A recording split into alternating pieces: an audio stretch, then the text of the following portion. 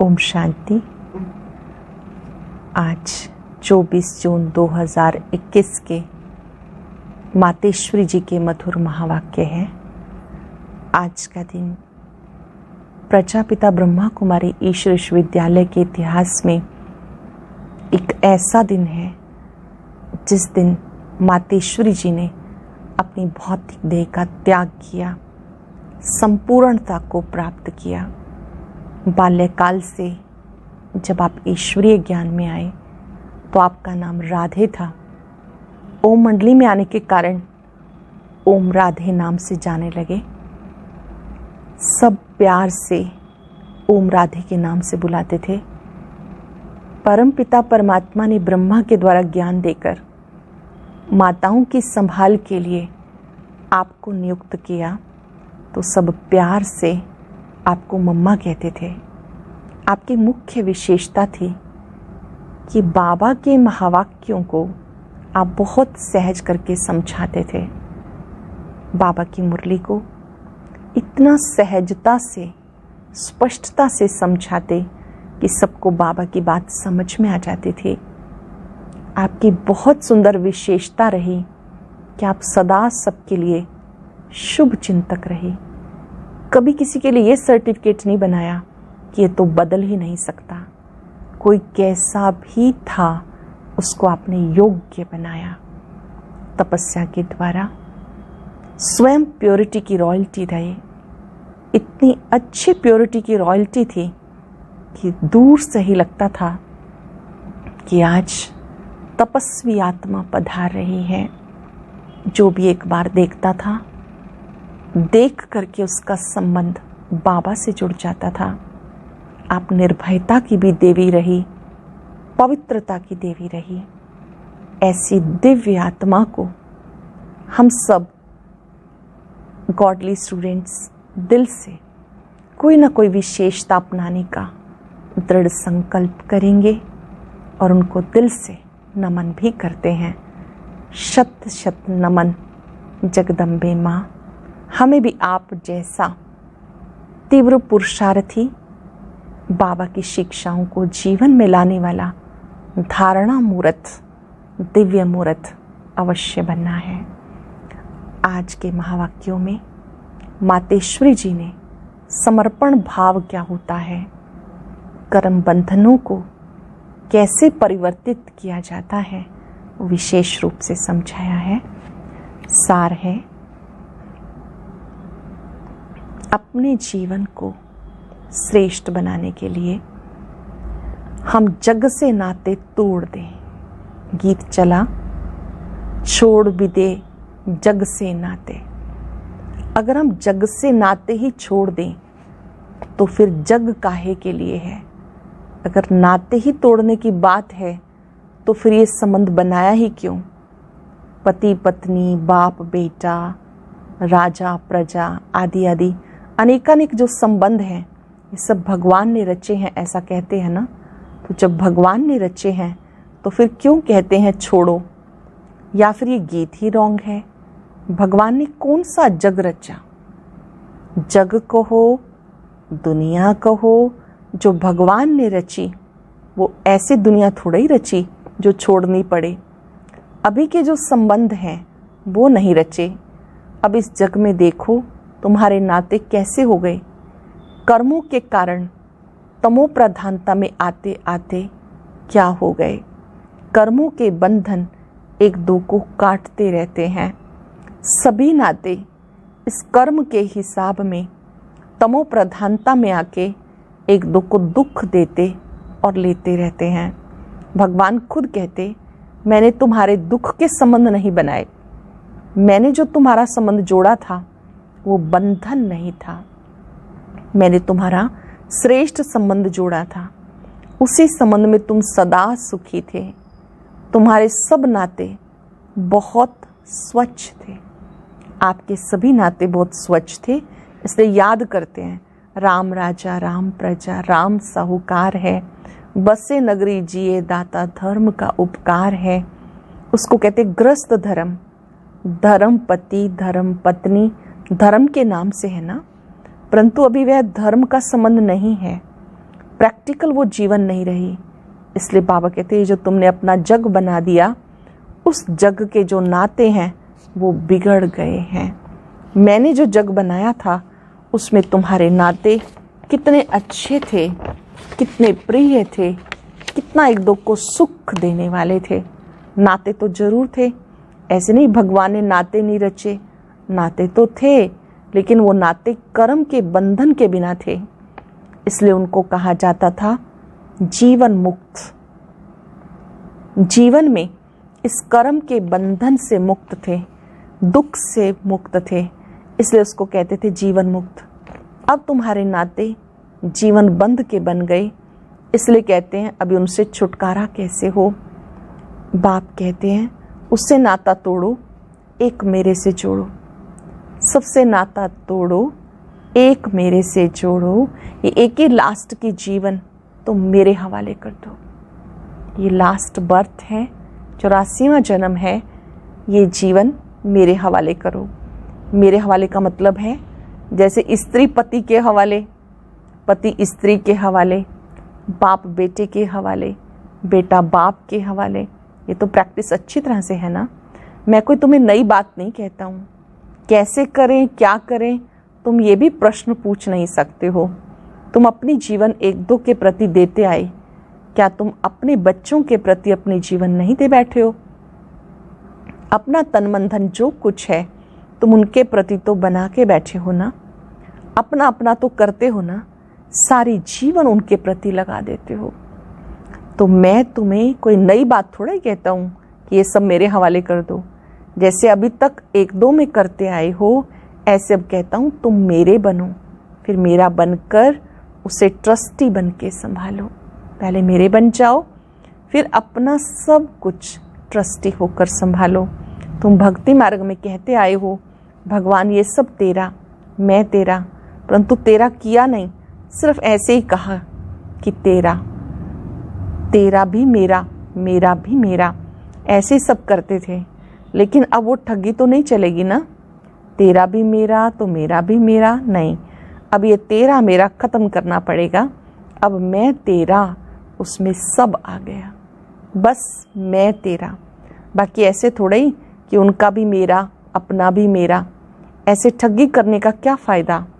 क्योंकि हम ही अपने को ठगेंगे तो उस परमात्मा को तो कोई ठग नहीं सकता। अगर हम ऐसे ही कहते हैं और करते नहीं हैं तो हम अपने को ही ठग रहे हैं। पहले कैसे कैसे ठगी करते रहे, लेकिन ठगते ठगते खुद ही दुखी अशांत बने हो, क्योंकि धोखा तुम ही खा रहे हो। इसलिए बाबा कहते सब छोड़ो। जब आपने ऐसे कहा तेरा, लेकिन तेरा किया नहीं, तो खुद को ही ठगा। देह सहित सब संबंधों से बुद्धि हटा के अब मेरे से जोड़ो। देह सहित देह के सब संबंधों से बुद्धि हटाओ, एक मेरे संग जोड़ो, फिर अपनापन नहीं रहेगा। अब तक मेरा मेरा कहते दुखी होते रहते हो, फिर बुद्धि उधर जाती है, कहते हो क्या करूं, कैसे करूं। अगर तुम किसी में लटकेंगे तो नतीजा क्या होगा? ये मोह जो है ना, इसके कारण तुम दुखी हो गए। इसलिए बाबा कहते तुम इस जग के नाते तोड़ मेरे बन जाओ। तो ये जो तुमने अपने देह के बंधन, जीवन के बंधन बनाए, उनसे निकल करके मेरे बन जाओ। जो भी देह के बंधन, जीवन के बंधन बनाए हैं, उनसे निकल मेरे बन जाओ। फिर मैं तुम्हारे साथ जन्म जन्म थोड़ा ही चलता रहूँगा। नहीं, अभी मेरा तुम्हारे से काम है बस। फिर तुम आत्माएं आपस में सदा काल के सुख में चलती रहेंगी। तो तुम्हारे दुख के बंधन काट करके सुख का संबंध बना देता हूँ, फिर तुम ही आपस में सुख भोगेंगे। अब देखो तुम कितने बिगड़ गए, इसीलिए दुखी होते हो। फिर मैं तुम्हारा बिगड़ा हुआ सुधारता हूँ, फिर तुम ही सुखी रहेंगे। मैं थोड़ा ही जन्म जन्म तुम्हारे साथ चलने वाला हूँ। मैं तो सिर्फ तुम्हारी बिगड़ी को संवारने के लिए कहता हूँ कि अभी मेरे बन जाओ। आपकी बिगड़ी को सुधारने के लिए कहता हूँ मेरे बन जाओ। सो भी क्यों कहता हूँ? क्योंकि मेरे फरमान पर चलने से तुम्हारे लिए सब सहज हो जाएगा। फील करेंगे परमात्मा का अपनापन कि तुम मेरे बन जाओ। क्योंकि तुम मेरे हो ना, तो मेरे बन जाओ। और ये भी मेरापन किस लिए बाबा कहते हैं, क्योंकि मेरे फरमान पर चलने से तुम्हारे लिए सब सहज हो जाएगा। मैं तुम्हें ये सहज युक्ति बता देता हूँ, तुम प्रैक्टिकल में मेरे होकर चलो तो युक्ति काम में आए। प्रैक्टिकल में मेरे होकर चलो तो ये युक्ति काम में आए। जैसे कोई किसी के गोद का बच्चा होता है, फिर उसका ही नाम प्रैक्टिकल चलेगा ना। ऐसे तुम भी प्रैक्टिकल मेरे होकर के चलने से तुम्हारा ही भाग्य बनेगा। बाबा तो बड़ी सीधी सहज एकदम सिंपल बातें बताते हैं। उसे भी देखो कोटों में कोई धारण करने वाले निकलते। बाबा कहते इस छोटे से संगम युग में तुम्हारे देश इनकॉर्पोरियल दुनिया में तुम्हारे लिए ही मैं आया हूँ। मैं इनकॉर्पोरियल वर्ल्ड से इस कॉर्पोरियल वर्ल्ड में तुम बच्चों के लिए ही आया हूँ। तो कम से कम जितना टाइम है उतना टाइम तो कुछ हमारा ख्याल करो। बाबा के बने हो तो कम से कम इतना टाइम तो शुद्ध रहो। फिर तो तुम्हारी ऐसी प्रारब्ध बन जाएगी जो तुम्हें उस दुनिया में मेहनत नहीं करनी पड़ेगी। अभी थोड़ी मेहनत की बात है। अब तुम कैसे भी करके मर मिट करके भी पवित्रता की प्रतिज्ञा करो, अपनी दृढ़ता रखो, अपनी धारणाओं में रहने का पूरा प्रयत्न करो। कैसे भी करके धारणाओं पर चलने की हिम्मत करो, प्रतिज्ञा में दृढ़ रहो। बाबा तुम्हें साफ साफ बताते तुम सिर्फ इतने थोड़े टाइम के लिए मेहनत करो। मैं तुम्हें और कोई मेहनत नहीं कराता हूँ। तुम्हें जितना मिलता है उसकी भेंट में कोई मेहनत ही नहीं। जितनी आपको प्राप्ति होती है उस हिसाब से तो ज़्यादा मेहनत नहीं। अभी घी के घड़े मत बनाओ, ये करूँगा, दुनिया क्या कहेगी, वे क्या कहेंगे। अरे दुनिया क्या कहेगी छोड़ दो ना इसे। अब ये दुनिया ही जाने वाली है। लोग क्या कहेंगे, वो क्या कहेंगे, ये घड़े मत बनाओ। ये दुनिया तो जाने वाली है। उन बेचारों को पता थोड़ा ही है। इसलिए बाबा कहते हैं मत सोचो, अब तो मौत सामने खड़ा है। तुम इतना लंबा चौड़ा जो बनाकर बैठे हो ये सब वेस्टेज कर रहे हो। अब बाबा कहते उस वेस्टेज को बचाओ। इस शरीर निर्वाह के लिए जितना चाहिए उतना भले करो। जितना तुम्हारा क्रिएशन के साथ हिसाब किताब है उतना करो। मैं कहाँ संभालूंगा, इसे तुमको ही संभालना है। जो जरूरी है वह तो तुमको फ्री करता हूँ, लेकिन अब ये जो एक्स्ट्रा रच रहे हो उसके लिए मना करता हूँ, क्योंकि अभी वह तो गिरना ही है। क्यों अपना फालतू समय गंवा रहे हो। इन फालतू के झंझटों से तुम दुखी हुए, उन झंझटों से तुम कैसे छूटो वही मैं तुम्हें सिखा रहा हूँ। फिर भी बैठ करके अनेक बहाने लगाना ये कहाँ की रीति है। फिर बाप भी कहते देख लेना, अभी अगर मुझे सीधी उंगली नहीं देते हो, हाथ नहीं देते हो, फिर मैं ऐसे नाक पकड़ के ले चलूँगा। नाक पकड़ेगा, फिर दम घुटेगा, फिर दुख होगा, सजाएं खानी पड़ेंगी। इसलिए कहते हैं अभी हाथ में हाथ देके सीधा चलने का टाइम है। अपना हाथ भगवान के हाथ में देकर अभी सीधा चलने का टाइम है। अगर सीधी तरह से नहीं चलेंगे तो मेरे हाथ में तुम्हारा नाक भी तो आएगा, फिर देख लेना। फिर उस समय कुछ नहीं हो सकेगा, ना कुछ कर सकेंगे। इसलिए बाबा कहते बच्चे अब तुम मेरे होकर मेरे पास आकर मेरी बात को सुन करके अगर फिर भी कुछ नहीं किया तो उसके लिए बहुत कड़ी सजाएं हैं। इसलिए जिन बेचारों को पता नहीं उसकी तो बात अलग है, बाकी जिनको पता है जो बैठ के सुन के फिर इन बातों में गफलत की तो उसकी तो खैर ही नहीं। जिन्हें पता है, सुन रहे हैं, फिर भी गफलत कर रहे हैं, उनकी तो खैर नहीं। जैसे 10 गुना फ़ायदा वैसे 10 गुना नुकसान होगा। तब कहते अपने नुकसान को, घाटे को अच्छी तरह से समझो, अच्छी तरह से कुछ तो अपनी बुद्धि खोलो। अभी बाबा से बुद्धि योग लगाएंगे तो ताकत मिलेगी। तो इन सब बातों को समझो, भूलो मत। अभी जो समय चल रहा है इसे पहचानो। जरा आंखें खोलो, बुद्धि खोलो, समय का पूरा फायदा लो। आंखें खोलो, बुद्धि खोलो, समय का पूरा फायदा लो, अपनी पूरी तकदीर जगाओ। कहते भी हैं जैसा संग वैसा रंग होता है। इसलिए जिसमें अब ये धारणा पूरी नहीं होगी तो माया के संग का रंग लग जाएगा। तभी तो कहते हैं hear no evil, see no evil, talk no evil. कई ऐसे विल्स हैं जो यहाँ भी कईयों को छोड़ते नहीं, फिर एक दो के संग दोष में आ जाते। कहते हैं इससे संग दोष से बचे रहो। ऐसे मत समझो कि संग दोष बाहर है, यहाँ नहीं है। ऐसे मत समझो कि संग दोष केवल दुनिया में ही है, यहाँ पर नहीं है। नहीं, यहाँ भी वो घूमते रहते हैं, क्योंकि उनका राज्य है ना। इसलिए बाबा कहते हैं अच्छी तरह से कवच पहन के रखो। कवच होगा तो उसकी गोली लगेगी नहीं। योग का ही कवच है, ज्ञान की तलवार है। इन सब अस्त्र शस्त्रों को अपने पास अच्छी तरह से संभाल के रखो। कहते भी जो करता है वो पाता है। ये तो भविष्य प्रारब्ध बनाने की बातें हैं। यहाँ तो प्रारब्ध नहीं भोगनी है ना। यहाँ तो कोई गुरु बन के नहीं बैठ जाना है। इसमें कोई मिसअंडरस्टैंड ना करे, इसलिए ये सब समझाया जाता।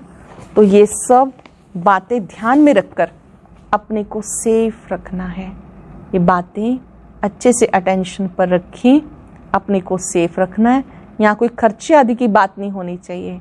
अब ये सब खर्चा दूसरों के कल्याणार्थी यूज़ करना है।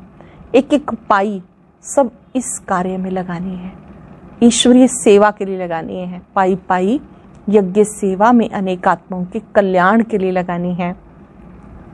दूसरी मुरली है, चढ़ती कला में जाना है तो अपने जीवन की सारी जवाबदारी उनके हाथ में समर्पण कर दो। चढ़ती कला के लिए मम्मा मंत्र बता रही हैं कि अपनी सारी जवाबदारी उनके हाथ में समर्पण कर दो। बहुत मनुष्य ऐसे प्रश्न पूछते हैं, इतना ज्ञान सुनते हुए हमारी अवस्था आगे क्यों नहीं बढ़ रही? इतना ज्ञान सुन रहे हैं, हमारी अवस्था क्यों नहीं आगे बढ़ती? आगे बढ़ने में रुकावट क्यों? अब ये समझानी उनके प्रति दी जाती जिन्होंने इस मार्ग में चलने का कदम रखा है। परंतु जब तक अपनी जीवन मन वाणी कर्म सहित सरेंडर कर इनका नहीं हुआ, तब तक वो अतीन्द्रिय सुख महसूस नहीं हो सकता। मन वाणी कर्म सहित सब सरेंडर जब तक नहीं किया, तब तक अतीन्द्रिय सुख अनुभव नहीं हो सकता। एक ईश्वरीय ला है। जब उनका सहारा लिया तो दिल से उसके जीवन अर्पण कर देनी है। जब सहारा लिया है तो दिल से जीवन अर्पण कर देनी है, अर्थात पूरा वारिस बन वर्षा लेना है।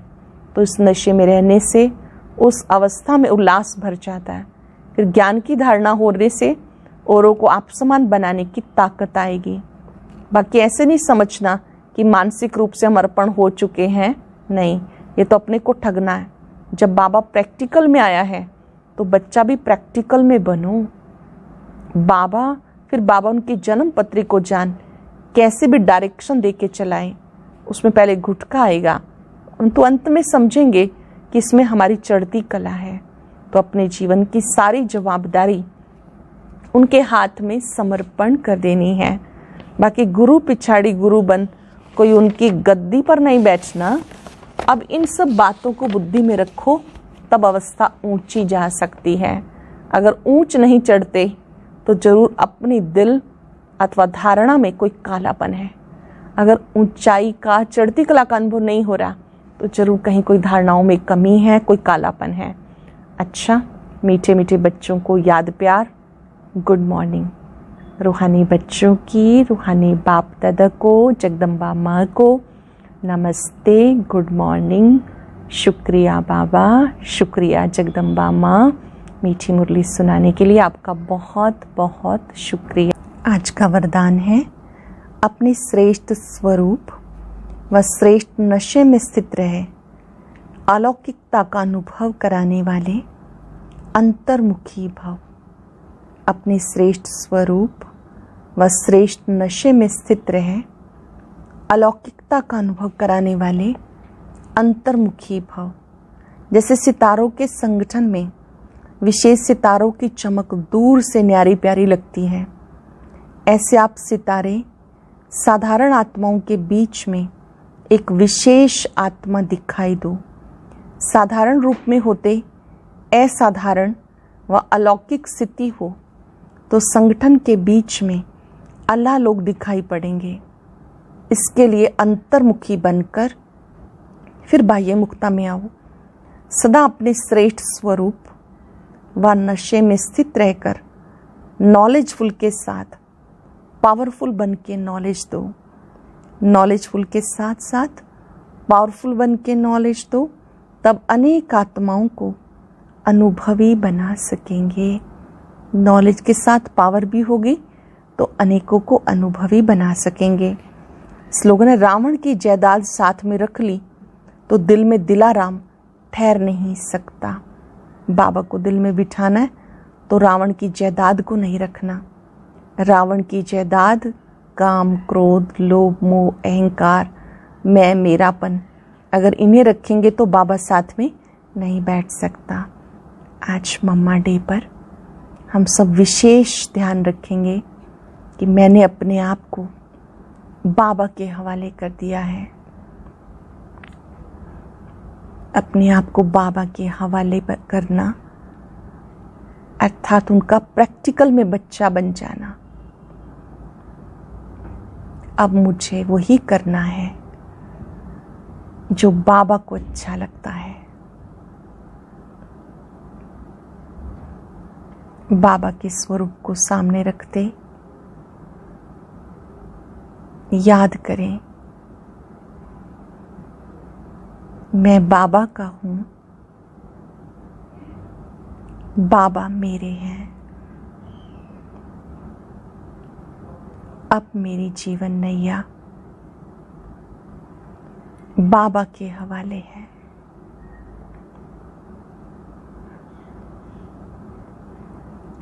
आप जो कहेंगे मैं वही करूंगी। जो मुझे श्रीमत देंगे मैं उस पे पूरा चलूंगी।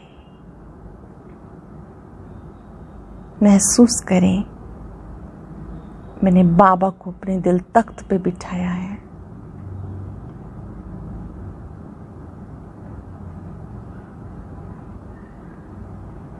बाबा स्वयं मेरा मददगार है।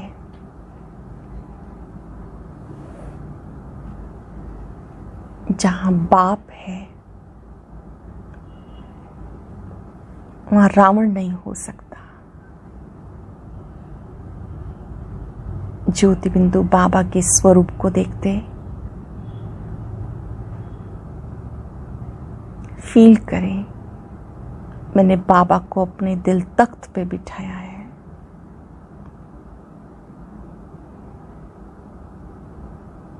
अब ये जीवन नैया बाबा के हवाले।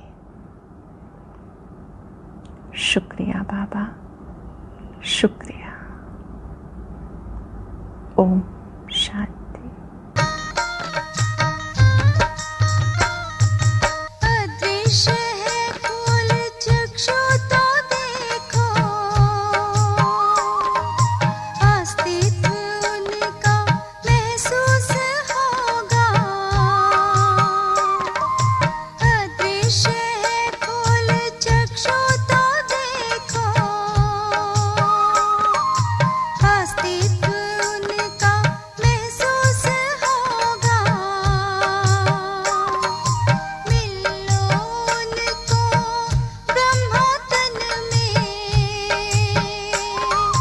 महका लो मन की बेला। थामो इस वेग को, जगा लो विवेक सारे